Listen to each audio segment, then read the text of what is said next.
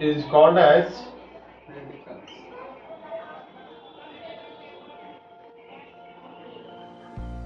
Radical. ठीक है, क्या बताया? ठीक है, एटम और group of atom which contains either positive और negative charge is called as क्या? रेडिकल। ठीक है, जिस पे कोई ना कोई चार्ज होगा, ठीक है, या प्लस चार्ज हो या माइनस चार्ज हो, क्या कहलाता है? रेडिकल कहलाता है। फॉर एग्जाम्पल यदि बात करें, ठीक है, तो आपको मालूम होना चाहिए Na+। देखिए Na एक एटम है जिसपे क्या है? प्लस चार्ज है, अर्थात ये क्या कहलाएगा? रेडिकल कहलाएगा। क्या कहलाएगा? रेडिकल कहलाएगा। बात करें Cl- क्या कहलाएगा? रेडिकल कहलाएगा। SO4 2-, ये भी रेडिकल कहलाएगा। अब देखिए ग्रुप ऑफ एटम, इसमें एक सल्फर है और 4 तो क्या है? ऑक्सीजन है। ठीक है, तो यानी कहने का मतलब कितना है? ग्रुप हो गया किसका? एटम का, और वो भी क्या रख रहा है? नेगेटिव चार्ज रख रहा है, अर्थात ये भी क्या कहलाएगा? रेडिकल कहलाएगा। ठीक है, हमने पहले डिफिनेशन में ही कहा, एटम और group of atom which contains either positive और negative charge is called as क्या? रेडिकल। NO3 की यदि बात करें, ठीक है, NO3-, ये भी क्या कहलाएगा? रेडिकल। इट इज रैंडम करेंगे।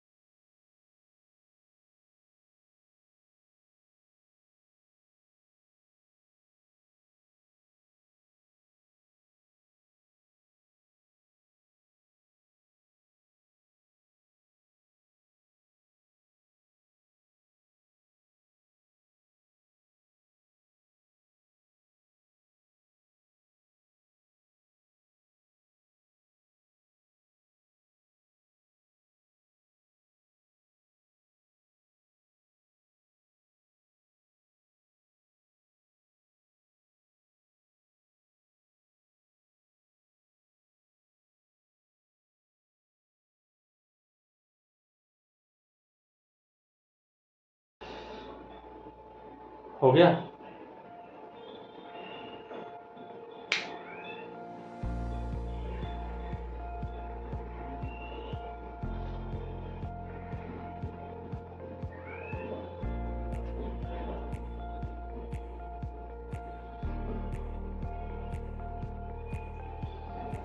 क्या बताया? एक बेस रेडिकल, दूसरा नाम क्या होता है? इलेक्ट्रोपॉजिटिव रेडिकल, और दूसरा क्या? एसिड रेडिकल, उसका दूसरा नाम क्या बताया? Electronegative radical. ठीक है, बारी बारी से जानेंगे आखिर बेस रेडिकल क्या होता है और दूसरा एसिड रेडिकल क्या होता है। ठीक है, दूसरा एसिड रेडिकल क्या होता है। एक बात नोट में लिख लेंगे,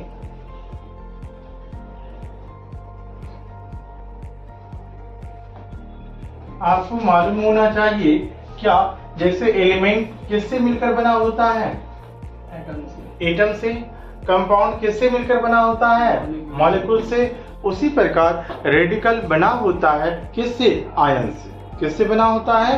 यानी रेडिकल जो बना होता है वो किससे बना होता है? तो यानी हम लोग यूं कह सकते हैं, ठीक है, नोट की एक बात कर लिख लेंगे, ठीक है, नोट ठीक है, क्या constituent particle of radical is ions, यानी रेडिकल किससे बना होता है? आयन से मिलकर बना होता है। ठीक है, और सवाल ये होता है आयंस क्या होता है। ठीक है, सवाल ये होता है आयंस क्या होता है। ऐसा नहीं कि हम लोग बात करेंगे एसिड और बेस रेडिकल पे भी बातचीत करेंगे, थोड़ा सा इसके बारे में बेसिक बातें जानना और जरूरी है। ठीक है, आखिर रेडिकल है तो रेडिकल किससे, जैसे हमने कहा ना कि एलिमेंट किससे बना होता है? एटम से। कंपाउंड किससे बना होता है? मॉलिक्यूल से। उसी प्रकार रेडिकल किससे बना होता है? तो आंसर क्या होगा? आयंस से। ठीक है, अब सवाल ये होता है कि आयंस क्या होता है। ठीक है, आयंस क्या होता है? ठीक है, तो आयंस के बारे में कहेंगे, charge species is known as ion। ठीक है, चार्ज स्पेसीज नॉन एज क्या? आयंस। जिस पे कोई ना कोई चार्ज हो, ठीक है, वो क्या कहलाता है? चाहे चार्ज पॉजिटिव भी हो सकता है, चार्ज क्या हो सकता है? और सवाल ये होता है कि चार्ज आता क्यों है, चार्ज कैसे डेवलप करता है, तो इसका भी रीजन आपको मालूम होना चाहिए। चार्ज जो डेवलप करता है किसी भी स्पेसीज पे ड्यू टू लॉस और गेन ऑफ इलेक्ट्रॉन। किसके कारण होता है? ड्यू टू लॉस और गेन ऑफ इलेक्ट्रॉन। यदि कोई स्पेसीज इलेक्ट्रॉन का लॉस करता है, उस पर कौन चार्ज डेवलप करता है? Positive charge. और यदि कोई स्पेसीज इलेक्ट्रॉन क्या करता है? गेन करता है, तो उस पर कौन चार्ज आता है? Negative charge. क्लियर? ठीक है, तो यानी यदि पॉजिटिव चार्ज कब डेवलप करेगा? जब इलेक्ट्रॉन लॉस होगा। ठीक है, और जब गेन होगा तो क्या होगा? Negative charge. यानी हम लोग यूं कह सकते हैं charge develop due to loss और गेन ऑफ इलेक्ट्रॉन। ठीक है, थोड़ा सा रिमार्क करके ये भी बात लिख लेंगे। ठीक है, क्या लिखेंगे? चार्ज डेवलप्ड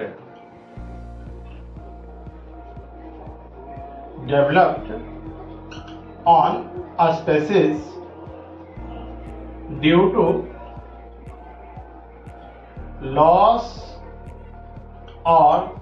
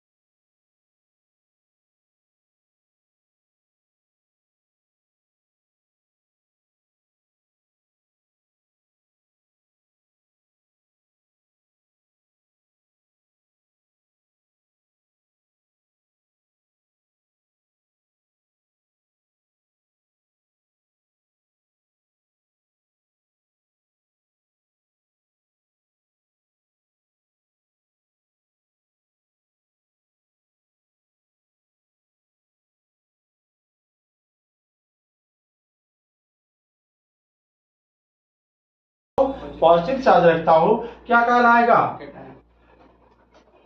क्या कहलाएगा? केटाइन कहलाएगा। ठीक है।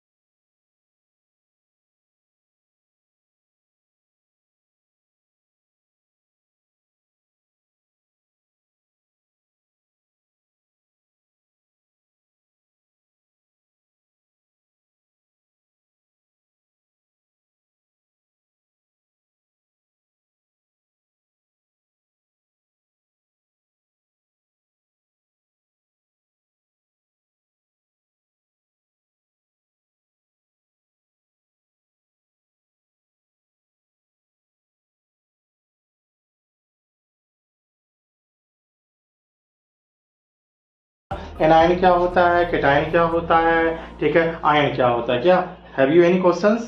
ठीक है, तो ये बात रहा। अब थोड़ा सा बात आती है, हमने बताया था रेडिकल कितने तरह के होते हैं। ठीक है, रेडिकल कितने तरह के? दो तरह के, एसी रेडिकल और बेस रेडिकल। अब आपको समझ में आ गया होगा, अर्थात नेगेटिव रेडिकल नेगेटिव आयन से मिलकर बना होगा और पॉजिटिव रेडिकल किससे बना होगा? पॉजिटिव आयन से मिलकर, अर्थात कहने का मतलब केटायन से मिलकर बना होगा। बोलो, बात समझ में आया कि नहीं है? ठीक है, अर्थात बेस रेडिकल किससे मिलकर बना होगा? केटायन से। है, बेस रेडिकल पे पॉजिटिव चार्ज होता है और वो किससे मिलकर बना होगा? केटायन से। और एसी रेडिकल पे कौन चार्ज होता है? नेगेटिव चार्ज होता है, अर्थात वो किससे बना होगा? एनायन से। बोलो ना, क्लियर हुआ कि नहीं हुआ? ठीक है, तो थोड़ा सा हेडिंग नहीं, ठीक है, हमने लिखा था कि दो तरह के रेडिकल होता है, एक बेस रेडिकल होता है और दूसरा क्या? तो पहला क्या था? Base radical. और बेस रेडिकल को क्या कहते हैं? इलेक्ट्रोपॉजिटिव रेडिकल कहते हैं।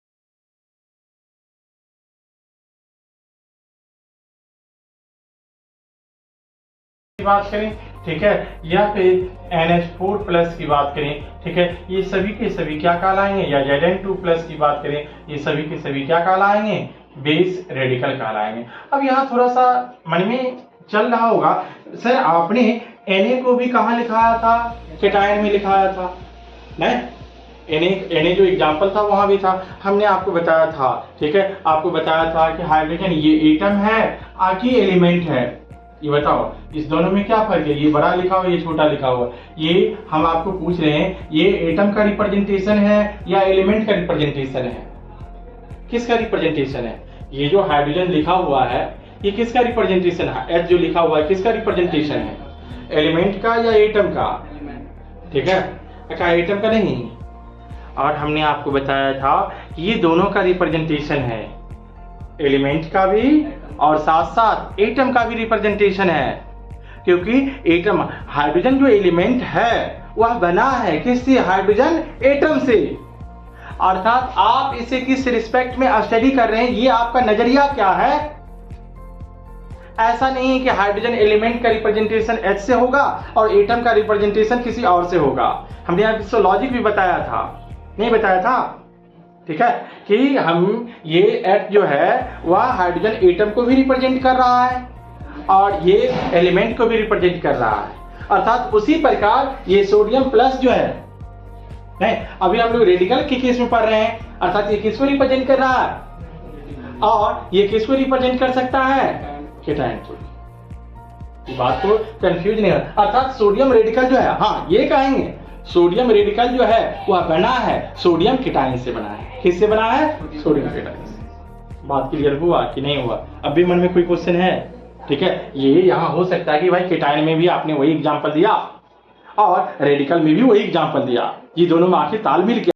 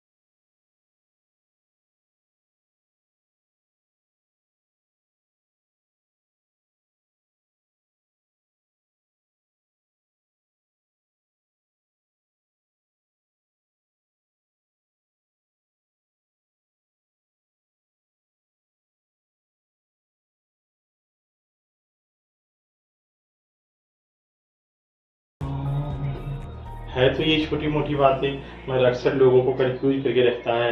एटम क्या होता है, मॉलिक्यूल्स क्या होता है, आयन क्या होता है, केटायन क्या होता है, रेडिकल क्या होता है, छोटी छोटी बातें हैं, ठीक है, जो आपको परेशान करके रखता है। और मेरे ख्याल से अब आपको शायद परेशानी नहीं होगा, हमने छोटी छोटी बातों को बताने का कोशिश किया है।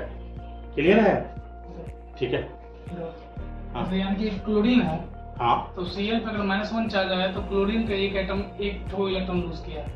हाँ, और लेकिन SO4 पे अगर 2- है और हाँ। SO4 में 5 एटम है, हाँ, तो पांचों एटम दो इलेक्ट्रॉन लॉस किया है या फिर कोई एक एटम? जी नहीं। अरे वाह, देयर आर गुड क्वेश्चंस, ठीक है, ये अच्छी सवाल। आखिर ये दोनों दो इलेक्ट्रॉन किसने किया है, ठीक है, तो ये बात हम लोग पढ़ेंगे, केमिकल बॉन्डिंग पढ़ेंगे, जब लुईस डॉट स्ट्रक्चर बनाएंगे इसका तब आपको पता चलेगा आखिर किसने इलेक्ट्रॉन लूज किया है। इसमें आपको पता होना चाहिए एक सल्फर के साथ 4 ऑक्सीजन है। अभी आपको जानकारी के लिए, अभी आपको कुछ देर के लिए हम सेटिस्फाई करने के लिए हम ये कह सकते हैं इसमें 4 ऑक्सीजन जो है उसमें 2 ऑक्सीजन जो है वह एक इलेक्ट्रॉन लूज किया है, इसलिए इस पे क्या है, 2 नेगेटिव चार्ज। आखिर वो दो ही क्यों लॉस किया है, इसके पीछे भी रीजन है जो कि हम लोग बातचीत करेंगे। कहाँ बात करेंगे, केमिकल बॉन्डिंग में बात करेंगे। ठीक है, लुईस डॉट स्ट्रक्चर जब बताएंगे वहां पे ये खुद ब खुद के चला आएगा। ठीक है, जिसको फॉर्मल चार्ज जब हम डिफाइन करेंगे, फॉर्मल चार्ज के बारे में बताएंगे, खुद ब खुद ये क्लियर हो जाएगा, अपने आप क्लियर हो जाएगा, फिर कुछ करने की जरूरत नहीं है। कोई दिक्कत? ठीक है, और यदि अभी आपको कहेंगे कि सर अभी आप बताइए, तो अभी क्या कह रहे हैं, इसका स्ट्रक्चर बनाएंगे, फिर आपको क्लियर हो जाएगा सल्फर का स्ट्रक्चर इस तरीके। अब फिर आप पूछिएगा कि ये स्ट्रक्चर कैसे बन गया, आपको कैसे मालूम है? ठीक है, आपको कैसे मालूम है, तो आपको मालूम होना चाहिए ये इसका स्ट्रक्चर होता है, इस पे नेगेटिव, इस दोनों पे कोई चार्ज नहीं होता है। तो यहाँ देखिए एक नेगेटिव कितना हुआ, ये इसका लुईस डॉट स्ट्रक्चर है। बात क्लियर है? तो अभी आपको ये तो पता भी नहीं चला ये कैसे हो गया, क्यों हो गया, आखिर आपने इसी को बीच में क्यों लिया, इसको साइड में क्यों लिखा, इसको भी आप बीच में ले सकते थे। तो इसके लिए भी रूल होता है, नहीं बात, किसको बीच में रखना है, किसको साइड में रखना है। साइड में वही रहेगा जो मोर इलेक्ट्रोनेगेटिव होगा। फिर आप कहेंगे इलेक्ट्रोनेगेटिविटी क्या होता है, कि हम कैसे जानेंगे किसका इलेक्ट्रोनेगेटिविटी कम होता है, किसका ज्यादा होता है। तो ये बातें हमें कहाँ करना है,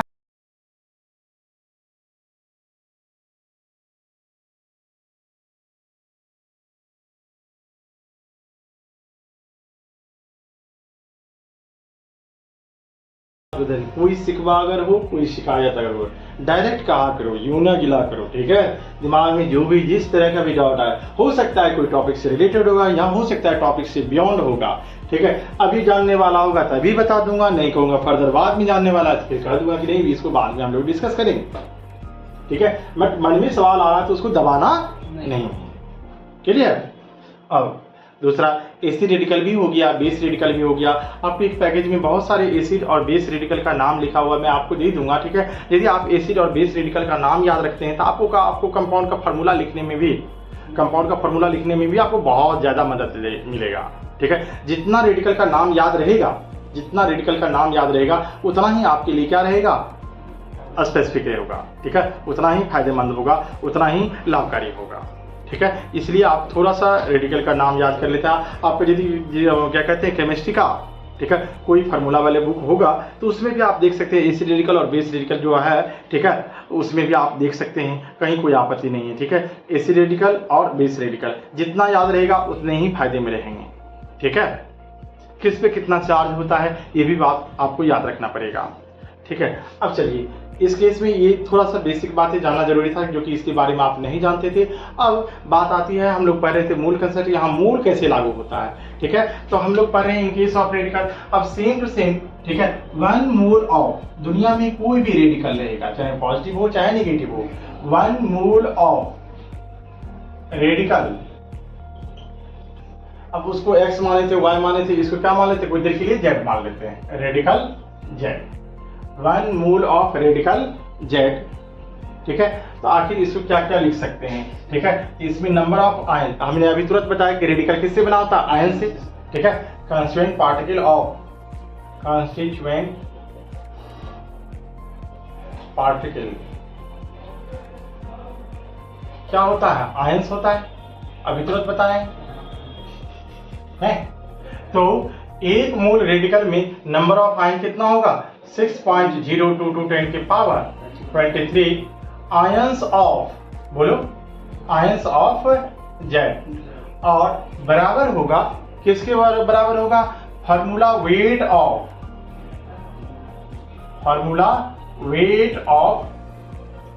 Z, और किसके बराबर होगा। ठीक है, आप याद करो वहां पे हमने बताया था 1 एलिमेंट के केस में बताया था एक मोल का दूसरा नाम क्या होता है, 1 ग्राम एटम होता है। ठीक है, आप तो भुला दिए होंगे, इतना दिन हो गया है आप भुला दिए होंगे, मगर आपको याद रहना चाहिए एक मोल का दूसरा नाम क्या होता है, 1 ग्राम एटम होता है। दूसरा यदि बात करें कंपाउंड के केस में हमने आपको बताया था 1 ग्राम मॉलिक्यूल्स कहते हैं। ठीक है, और in the same way element के केस में 1 ग्राम एटम कहलाया, कंपाउंड केस में 1 ग्राम मॉलिक्यूल्स कहलाया। तो इसके केस में क्या होगा, 1 ग्राम आयंस। ठीक है, क्या लिखाएगा, बोलो बात समझ में आया कि नहीं आया, तो क्या लिखाएगा 1 ग्राम आयंस ऑफ क्या, बोलो बात समझ में आया कि नहीं आया। ठीक है, अब जैसे फॉर एग्जाम्पल इधर पहले सीख लो। फॉर एग्जाम्पल यदि बात करें 1 मोल ऑफ Na प्लस, क्या क्या लिख सकते हैं बोलो? 6.02 to 10 के power 23 ions of Na plus, और बराबर इसका वेट कितना, सोडियम का एटॉमिक वेट कितना होता है 23, तो 23 ग्राम ऑफ Na प्लस, और क्या हो सकता है 1 gram ion of 1 gram ion of Na plus हो जाएगा। बोलो कोई भी रहेगा लिखाएगा कि नहीं लिखाएगा? इसको छापते हुए सब आदमी लिखो 1 मोल ऑफ SO4 2 माइनस बराबर क्या क्या हो सकता है, ये अभी लिखना है। जल्दी से ट्राई करो।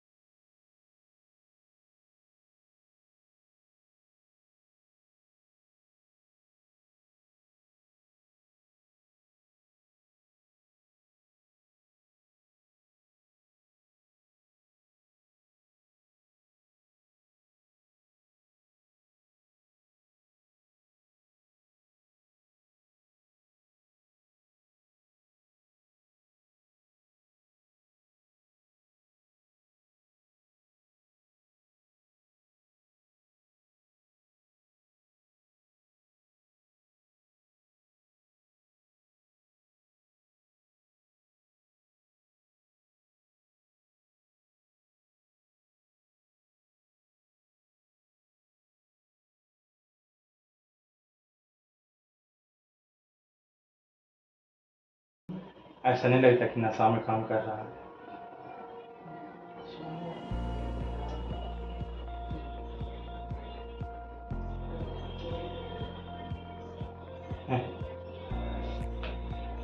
उसको कितना आया 92 आ गया, क्या बात है। ये हमारे देश के भविष्य है। क्या पढ़ाएगा कोई, यही बात है। अब आपको एटॉमिक वेट ही नहीं याद है तो कि ये आपका गुलाम थोड़ी नहीं जो आपको बन जाएगा, ठीक है। यदि आपको एटॉमिक वेट ही नहीं याद है, सवाल ही नहीं पैदा होता है कि आपसे बन जाएगा। आज जिनका एटॉमिक वेट याद है आराम से बन जाएगा, एक बार में सारा चीज लिखा जाएगा। और अब तक लिखाना चाहिए, ठीक है। क्या क्या लिखे होंगे, ठीक है। 1 mole of SO4 2 minus is equal to कितना होगा, तो ठीक है 6.02 to 10 के power 23 ions of SO4 2 minus बराबर इसका वेट, फार्मूला वेट कितना होगा 96 ग्राम ऑफ क्या SO4 2 minus is equal to 1 gram ions, बोलो ऑफ SO। क्या यूज समझ में आया? कोई भी रहेगा लिखा जाएगा, कोई दिक्कत, ठीक है। तो घर से थोड़ा सा प्रैक्टिस करके आइएगा। कुछ रेडिकल का हम नाम लिख देते हैं, ठीक है। Cl माइनस OH माइनस, ठीक है। अपने से लिखिएगा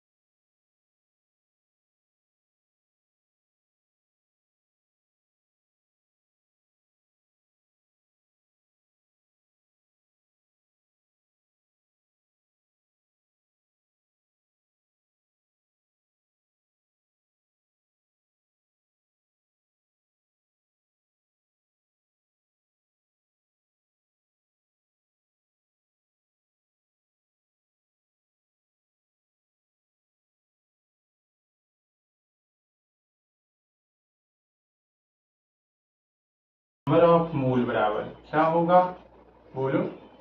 उसमें क्या होता था, given number of molecules, given number of atoms, यहाँ क्या होगा,